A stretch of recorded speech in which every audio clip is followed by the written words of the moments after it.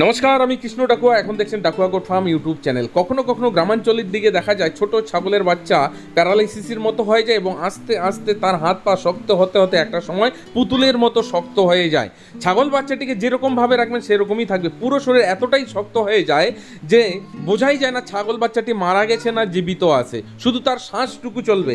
এটাই হচ্ছে ক্লোস্ট্রিডিয়াম পারফিনজেস নামক ব্যাকটেরিয়ায় আক্রান্ত হওয়া একটি রোগ, যাকে বলা হয় টিটেনাস। এই টিটেনাস রোগ যদি কোনো পশুর একবার হয়ে যায় তার সারানো খুবই মুশকিল।